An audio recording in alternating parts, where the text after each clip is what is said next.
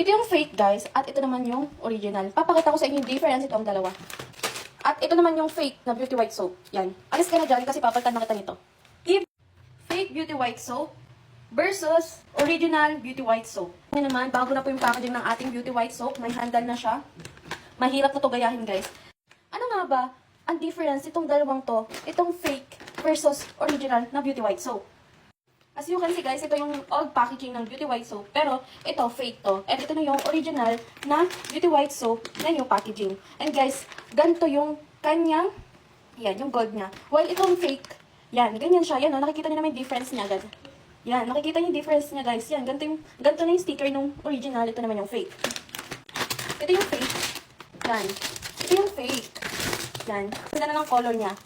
Kitang-kita niyo na agad kung ano yung pinagkaiba. Guys, kitang-kita na natin kung alin dito yung original kaysa sa fake.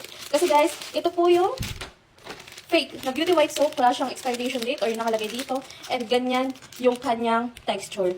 While itong original na beauty white soap, ganito na po yung kanyang color at sobrang ganda na niya. Ganito na yung beauty white soap natin, ganyan. At meron siyang nakalagay na ganyan. Yan, kitang-kita nyo naman. And 5 pieces siya, guys. Well, 5 pieces din naman to at nagamit ko na yung isa. Ito na, guys. Ito na yung bagong packaging ng beauty white soap. Hindi na to ma-fake, guys, kasi dito pa lang malalaman nyo na agad kung fake or original yung nabili nyo. At sa sabon, sobrang ganda na rin. Iba na rin yung color. Pinadark na lalo ng CEO natin. Pinakinggan na tayo, guys. Pinaltan na niya. Kaya naman, guys, kung gusto nyo bumili ng original na beauty white soap, dyan lang sa yellow basket ko. Nandyan lang yun, guys.